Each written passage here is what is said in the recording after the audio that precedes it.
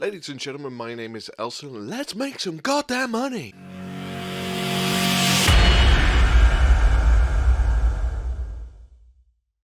Now, for a little while I've been doing a little bit of a mini-series on selling stuff on eBay, and this is where I've got to. I don't think I'm going to do much more than this because this is kind of a good stopping point. However, if you have tricks of your own which you know to add on, put them in the comments below. But these are my top tips for selling stuff on eBay. Now, as hobbyists, there's really not that much we can do to make money off of this hobby. We can become commission painters. We can become YouTubers. But that's a bit of a long burn. Trust me, I know.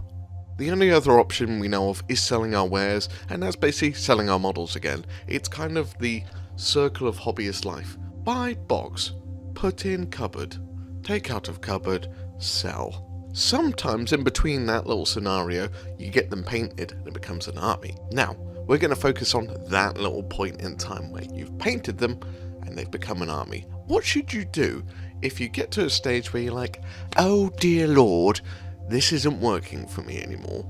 This army doesn't work. I don't really like it. I want it to go somewhere else. This is where these techniques come in. So what we're going to do in this video, we're going to have a look at selling your models on eBay, painted ones, selling unpainted ones and scalper stuff. That's not the point of this video, just so you're aware. Okay, cool. Let's get on with the video. Now, yes, I put the word painted armies. Selling unpainted armies or half-completed projects is a different territory altogether. So we're only going to focus on painted ones. And that brings us nicely onto step 1, complete the project. An unpainted army is one thing. A fully painted army is great. A half-painted army is a bit of a, this is a headache. The reason being is now you've got to finish that army and you've got to try and match the colour right. I've seen it hundreds of times where you have the exact same colour paints, but the result comes out wildly different to what the original application was. So a half-painted project is possibly worse than a project that hasn't even been started yet. So first off, finish the project, get it done. People want a bulk army, they want it complete. Do that and you'll get more value to the army itself. Step 2, don't undervalue yourself. Now, when we send things off on eBay, we have an interesting little psychological battle with ourselves. Well, you might not, you might. This is what happens with me. My ego fights with my humbleness, I'm going to use that as a term, to what value I should put on this army. Now, my ego says you should get paid a lot of money. Well, my sort of more timid side goes, well, it's not that great, you know, blah, blah. Now, in this argument, you should let your ego win out. I say that, an element of modesty might help you, just a little bit. But your ego should definitely take priority on this one. If you've put a lot of effort into an army, if you've put a lot of time, you've used decals, you've used washes, you used all the stuff, based it, everything like that, and it is complete. That is effort, that is time. So you should be rewarded for that time. Now, there is a concept of how much should you get paid for painting models and stuff like that. One little thing you should note is you probably will not make as much money as you would as if you were getting paid a full-time job to paint these things. The value of your time and the effort and the time it takes to do this, combined with the cost of the models, you will probably not get that result. So just to make you aware, however, you should have a good go at it. There's also a weird psychological element which goes on with the buyer as well. If you put the value of your models at a low price, the buyer will instantly think, what's wrong with these? Or a scalper will come along and take them for a dirt cheap price and they'll haggle. They go, yeah, you know, it's not that nicely painted, so I'll just offer you this. Just appreciate your own artwork for a little bit and put the value up to a certain level. This will give off the impression to the buyers that this is worth value, and it will actually give it a lot of value itself. There are cheapskates out in the world, we can't deny that. They're not going to go away. You're not aiming for them. You're aiming for the people that appreciate it and are willing to part money for it as well. They might be tournament players, they might just be people that are avid collectors.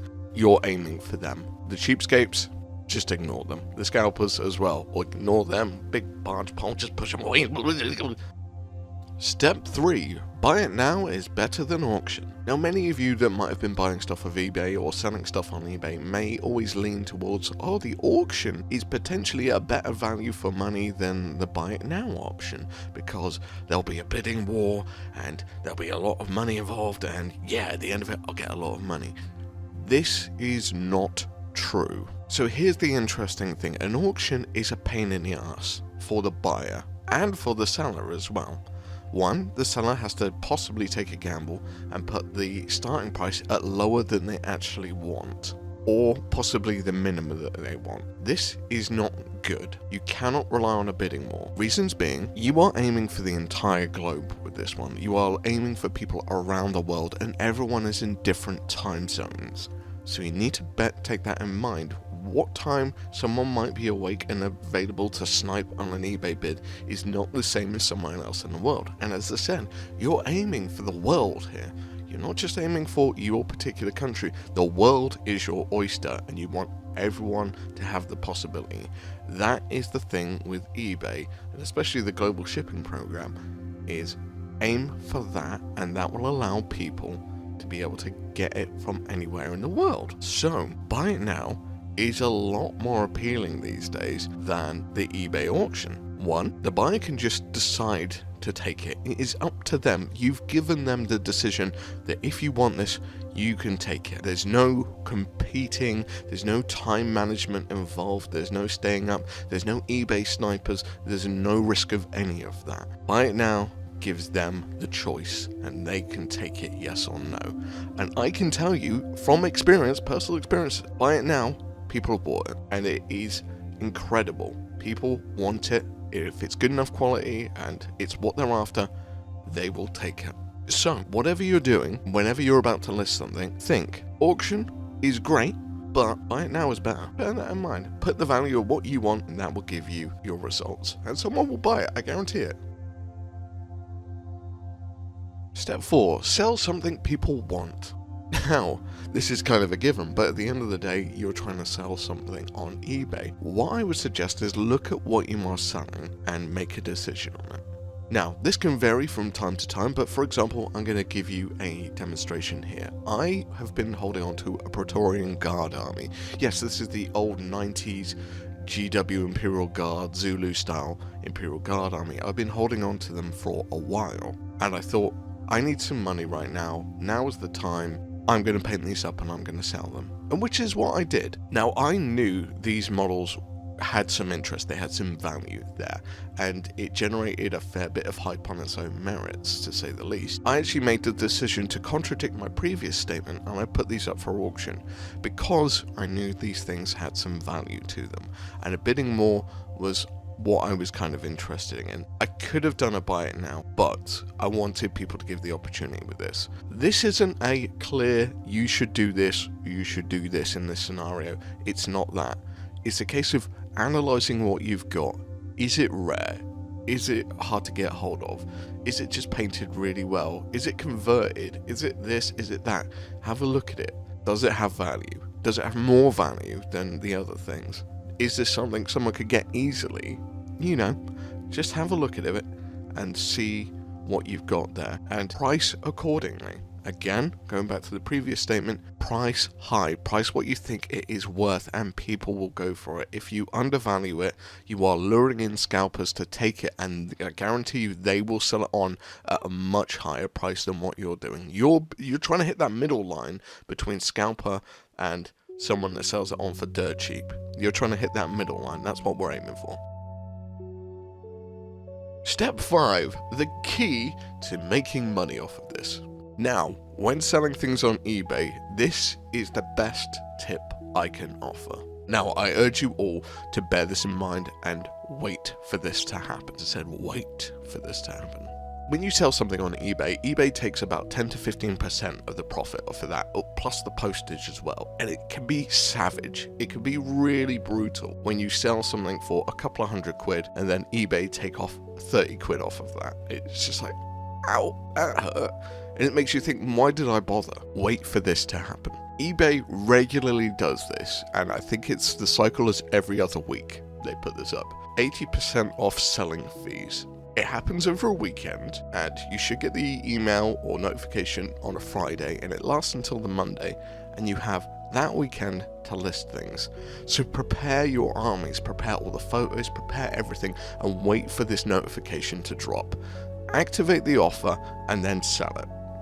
Now, if you're doing it for auction, you have to list it within that weekend, and then it will end the following weekend. However, buy it now is great, because if you list it, then the buy it now will run pretty much infinitely until someone buys it. So that offer spans the lifespan of the selling at that point in time, which is really worth it at that point in time. Hence why buy it now is potentially better than the auction price.